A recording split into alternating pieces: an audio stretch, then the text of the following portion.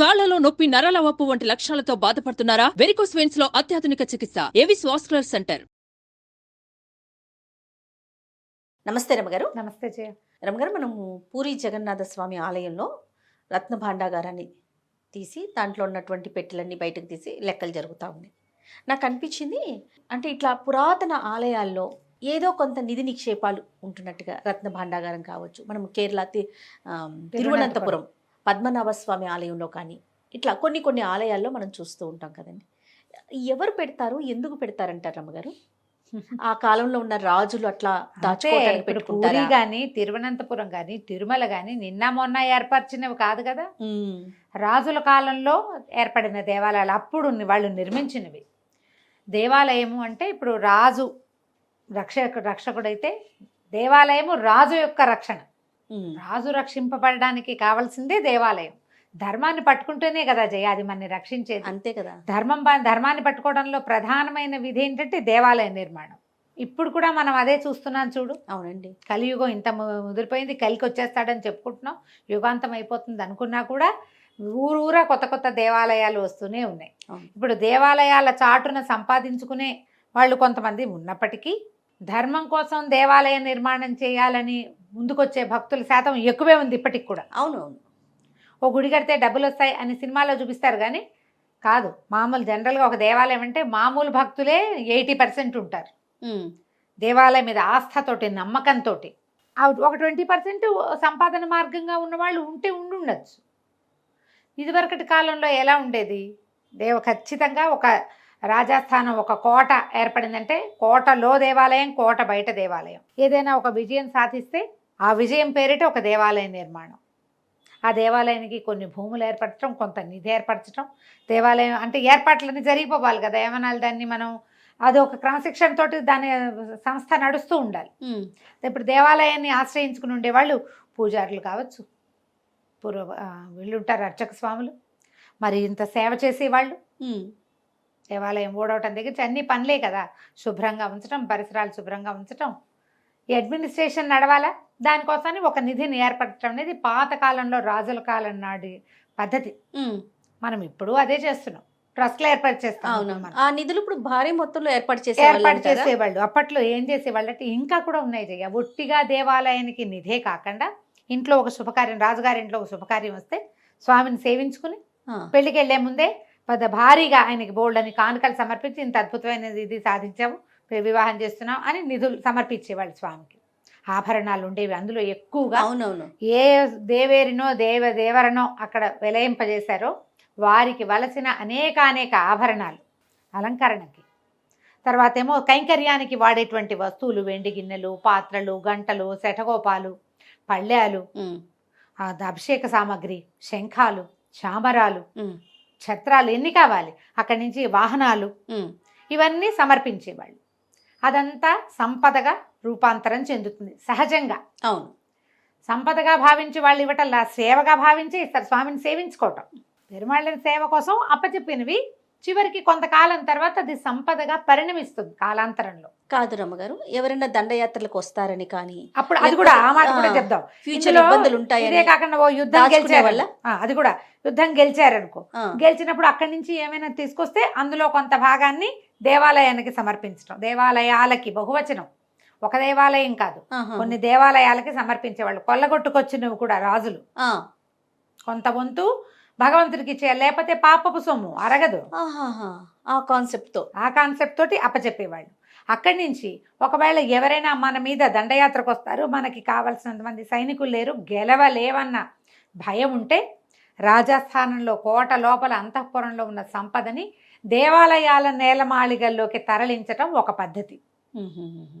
తలదాచుకోవటం కూడా అక్కడ దేవాలయాల్లో ఆడవాళ్ళని పంపించేసేవాళ్ళు బయటికి. అందుకనే కదా దండయాత్రలు జరిగినప్పుడు కూడా ఎక్కువగా మన పురాతన దేవాలయాల మీద బాగా జరిగేవాళ్ళు. హంపి వెళ్తే అవునన్ని పగిలిపోయిన విగ్రహాలు. అక్కడ వాడు తీసుకెళ్లగలిగింది ఏమిటి? దౌర్భాగ్యుడు కనపడుతున్న సౌందర్యాన్ని పాడు చేయాలన్న దుష్టబుద్ధి. ఏదైనా పువ్వు కనిపిస్తే దాన్ని తెంపటం, దాన్ని నలిపేయటం. ఎందుకు చేస్తారు అట్లా? అవును, వీళ్ళు కూడా అంతే. ఇప్పుడు ఆ విగ్రహాల వెనకాల ఏమైనా ఉన్నాయేమోనని ఒకటి లోపల ఉంటాయి. బయట ఉన్న విగ్రహాలు ఏం చేసినాయి వీళ్ళని? కోపంతో ఓర్చుకోలేని తనం, కోపమా పాడా ఓర్వలేని తనం అంటారు దాన్ని. ఒట్టి ఓర్వలేక అంటే వీళ్ళు కోట్లుంటాయని వచ్చారు గుళ్ళోకి, అక్కడ అంత లేవు వీళ్ళ తెలివి. ఇంకా మనకి పెద్ద పెద్ద పురాతన దేవాలయాలనే ఏ నేలమాళిగల్లో ఏమున్నాయో ఎవరికీ తెలీదు, మధ్యలో లింకులు కట్ అయిపోయినాయి. ఆయనకే తెలియాలి. మనకి భారత భూమి రత్నగర్భ అంటారు, రత్నాలు అవును అవును అవును విపరీతంగా, మణులు మాణిక్యాలు మనకి ఎక్కువ. అవును. గనుల్లో దొరికేవి, సముద్రాల్లో దొరికేవి చాలా ఎక్కువ మనకి. మరి ప్రఖ్యాత కోహినూరు మందే కదమ్మా. మరి మయూర సింహాసనం అంటే ఆ సింహాసనం బంగారంతో చేయించి ఆ మొత్తం వెనకాల ఇది ఉంటుంది కదా దాని పింఛన్లో అన్ని రంగుల మణులు పొదిగారట.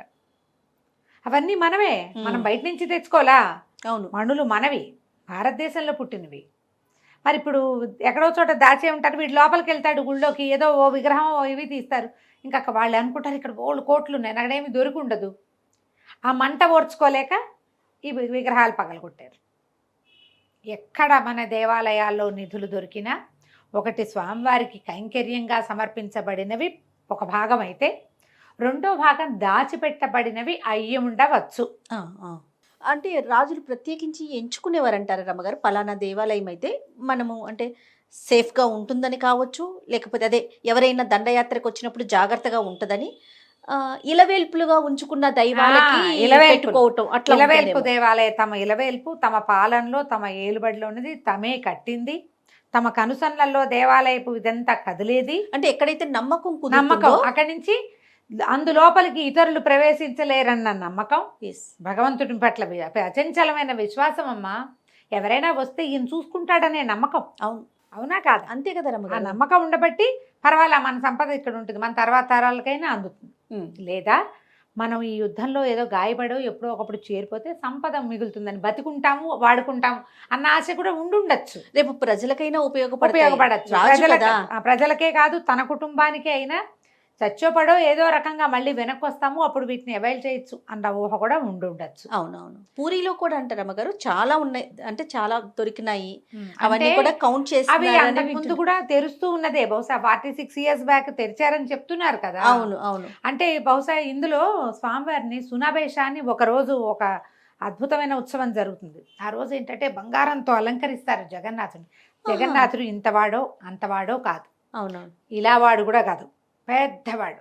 ఎంత పెద్ద విగ్రహం, ముగ్గురు మళ్ళీ చెల్లెళ్ళు ముగ్గురు, బలభద్రుడు సుభద్రాదేవి, వీళ్ళు కాకుండా సుదర్శనుడు.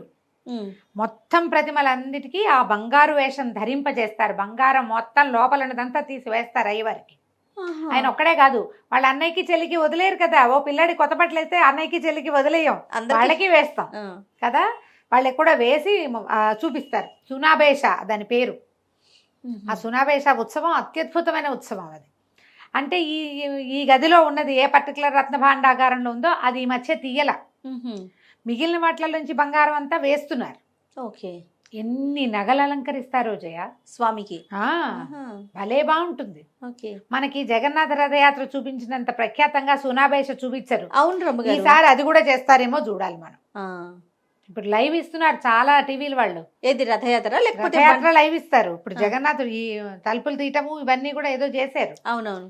జగన్నాథ రథయాత్ర పొద్దున్న నుంచి మొదలుపెట్టి సాయంకాలం దాకా ఎంత దూరం వెళ్ళిందో చూపిస్తూనే ఉంటుంది. అవును అవును. దాంట్లో మనం కనుక ఈ సునాభేషన్ చూస్తే, నేను చూసా ఒకసారి ఆ పిక్చర్స్, అందుకే చెప్పగలుగుతున్నా నేను. ఎంత బంగారం అలంకరిస్తారో. వాళ్ళేం దాచిపెట్టుకోవటల్లా, ఉన్నదంతా పెడతారు అయ్యవారికే. ఈ పర్టికులర్ మందిరంలో అదే రత్నభాండాగారంలో ఉన్నది తీయడం లేదు మరి ఎందుకనో. ఎందుకంటే బహుశా పాతవే కాకుండా తర్వాత కాలంలో కూడా చాలా బంగారం చేరుతుందమ్మా. అంతే కదా, ప్రతి ఒక్కరు భక్తులంతా సమర్పిస్తారు. బంగారమే సమర్పించే వాళ్ళు కొంతమంది ఏ కాయిన్స్ సమర్పిస్తే వాటిని రూపాంతరం చెందిస్తారు ఏ నగగానో. చెప్పలేకపోతాం కదా. మరి పూరికి దేశం అంతా అన్ని పక్కల నుంచి వస్తారు భక్తులు, బంగారం సమర్పించే వాళ్ళు ఉంటారు. అందుకని ఇంకా పాత లోపలవి తీయాల్సిన అవసరం రాక తీసుండకపోవచ్చు, కానీ దీన్ని నిధిగా వాళ్ళు చెప్పటల్లా. అవునవునవును. నిధి దాచిపెట్టబడింది, ఏనాడు ముట్టుకోలేదు భండాగారం అంటున్నారే తప్ప దాని పేరది,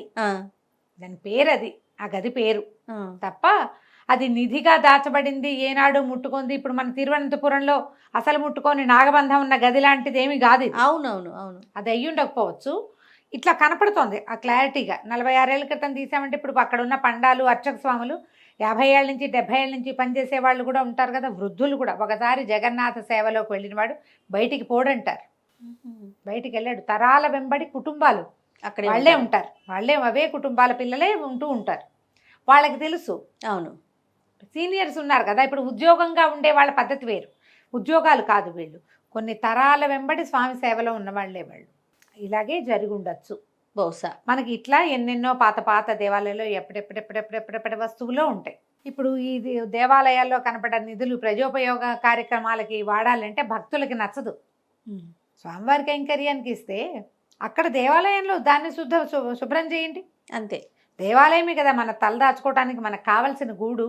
దాన్ని బాగా డెవలప్ చేయటం, దాన్ని ఇంకా కొంచెం బాగా చేయటం, అట్లాంటివి చేస్తే బాగుంది. కానీ దేవాలయాలు కూడా రమ్మగారు చాలా సేవా కార్యక్రమాల్లో దేవాలయాలకు వచ్చే ఆదాయము చాలా సేవా కార్యక్రమాలకు ఉపయోగిస్తూ ఉంటారు. ఫర్ ఎగ్జాంపుల్ మనం తిరుమల తిరుపతి దేవస్థానం కదా, గో సంరక్షణ, టీటీడీ ద్వారా జరిగే సేవా కార్యక్రమాలు అన్నీ మామూలుగా ఉండవండి. అన్నీ ఇన్ని కాదు, చాలా బాగా హెల్త్, ఎడ్యుకేషన్ వీటికి సంబంధించి చాలా వాళ్ళు సర్వీస్ చేస్తూ ఉంటారు. అంటే ఇక్కడి నుంచి వచ్చే నిధులు అటు వాడుతూ ఉంటారు. అవును, కాస్త దారి మళ్ళించి ఇంకో పని కూడా చేస్తారు. అది కూడా నరసేవే నారాయణ సేవ అన్నారు కాబట్టి అలాంటిది ఏదో జరుగుతుంది.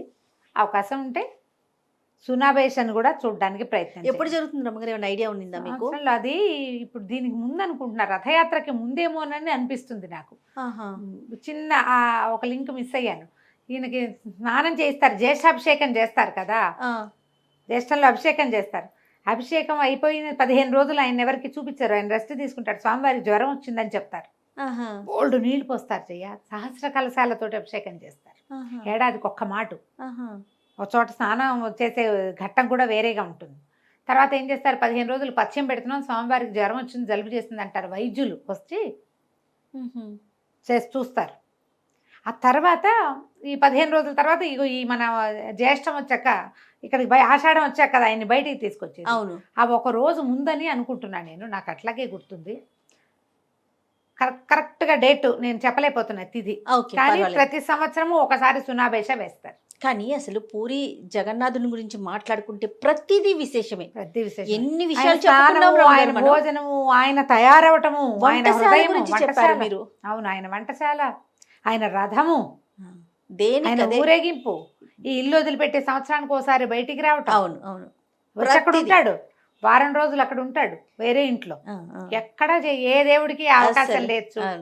ప్రత్యేకమైన వాడమ్మా జగన్నాథుడు. అవును, చాలా ప్రత్యేకం, ప్రతిదీ ప్రత్యేకమే కదండి. అవును, నాలుగు పక్కల ద్వారాలు తెరిచారు కదా ఇప్పుడు. ఇంకా చాలా అమోఘంగా ఉందట దర్శనం. మొన్నటి దాకా ఒక ద్వారం నుంచి, కరోనా తర్వాత అన్ని ద్వారాలు మూసేసి ఒక ద్వారం నుంచే వెళ్తున్నారు. ఇప్పుడు 4 పక్కల ద్వారాలు తెరిచారు. అన్ని పక్కల నుంచి దేవాలయంలోకి వెళ్ళచ్చు. లోపలికి వెళ్ళటమే ఒక అత్యద్భుతమైన అనుభూతి. సముద్రం పక్కనే ఉంది కదా. అవును, మీరు దేవాలయం లోపల కంట పెడితే అడుగు పెట్టామా ఇంకా సముద్ర ఘోష వినపడనిపించదు. ఎంత బాగా కట్టారు, ఏమిటో ఆర్కిటెక్చర్, అది అన్ని ప్రత్యేకతలే. అవునండి. ఈ రత్న భాండాగారం కూడా మరి ప్రజలకి చూపించి ఇవి ఉన్నాయి, ఇంత ఉంది అని చెప్తే అదేదో మనకు ఒక ఆత్మానందం, సంతోషంగా ఉంటుంది. రైట్ రామ్ గారు, ఏదన్నా ఆ భగవంతుడు అవకాశం కల్పిస్తే ఒకసారి మనం అందరం కూడా దర్శనం చేసుకోవచ్చు. నమస్తే. నమస్తే. సుమన్ టీవీలో మీ పర్సనల్ అండ్ బిజినెస్ ప్రమోషన్స్ కోసం కింది నెంబర్కి కాంటాక్ట్ చేయండి.